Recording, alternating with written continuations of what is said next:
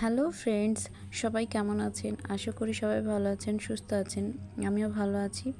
তো নিয়ে আসলাম নতুন একটা ভিডিও আপনাদের মাঝে। আমি সাধারণত যেভাবে মাছের রেসিপি বাসায় করে থাকি সেভাবে আপনাদের মাঝে শেয়ার করার চেষ্টা করলাম।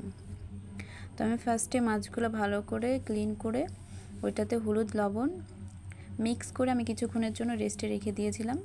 দেন ফ্রাই প্যানে কিছুটা তেল দিয়ে দিয়েছিলাম গরম হওয়ার জন্য। গরম হয়ে গেলে আমি মাছের পিসগুলো এক এক করে দিয়ে দিয়েছিলাম। দেন মাছগুলো হালকা হালকা করে আমি ফ্রাই করে নেব। বেশি ডিপ ফ্রাই করব না। ফ্রাই করা হয়ে গেলে এখন আমি প্লেটে এগুলো ভালো সুন্দরভাবে উঠিয়ে নেব।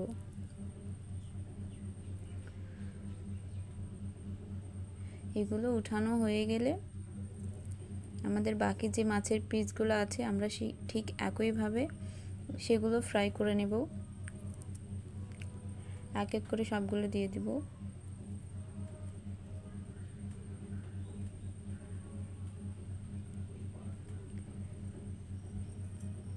কে কীভাবে করে সেটা তো আমি জানি না, তো আমি যেভাবে করি সেভাবেই আপনাদের মাঝে শেয়ার করার ট্রাই করলাম।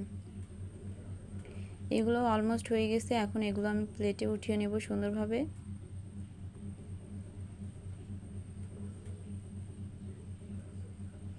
এক এক করে সবগুলো উঠিয়ে নেব।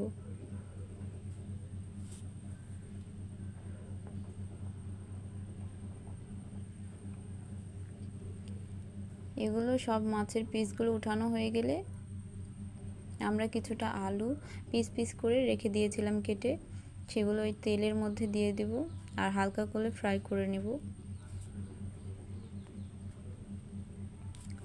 এই তেলের মধ্যে সামান্য কিছুটা পাঁচফোড়ন দিয়ে দিব ফোড়নের জন্য। আর আলুগুলো বেশি ফ্রাই করব না, হালকা করে ফ্রাই করে নেব।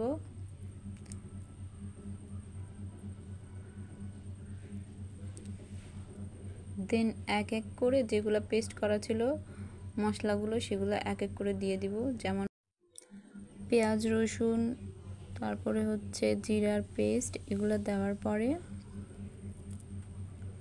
এখন এক এক করে গুঁড়া মশলাগুলো দিয়ে দিব।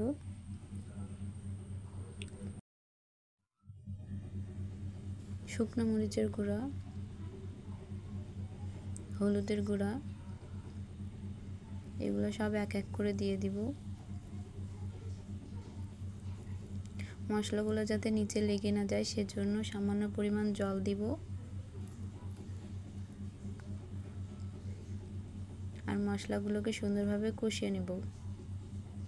5 থেকে 10 মিনিট মশলাগুলো সুন্দরভাবে কষিয়ে নেব। সামান্য পরিমাণ স্বাদ মতো লবণ দিয়ে দিব। আমাদের মশলা কষানো হয়ে গেছে। এখন এইটাতে ভেজে রাখা আমরা যে মাছগুলো ভেজে রেখেছিলাম সেগুলো অ্যাড করে দেব। সামান্য পরিমাণ জল দিয়ে দিব।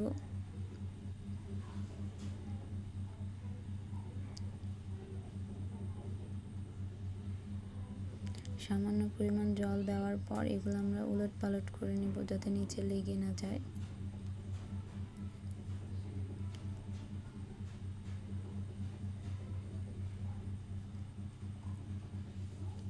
এখন যেটুকু পরিমাণ আমরা ঝোল দিব সেটুকু পরিমাণ আমরা জল দিয়ে দিব। তারপরে উপর থেকে ধনেপাতা কুচি দিয়ে দিব।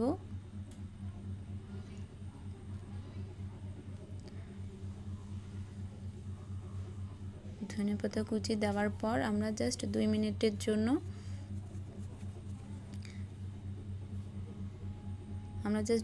জন্য ঢাকনা দিয়ে রাখবো। এই তো আমাদের মাছের রেসিপির ফাইনাল লুক। আপনাদের কেমন লেগেছে অবশ্যই জানাবেন। ভালো লাগলে অবশ্যই লাইক, কমেন্ট, শেয়ার দিয়ে পাশে থাকবেন। ধন্যবাদ।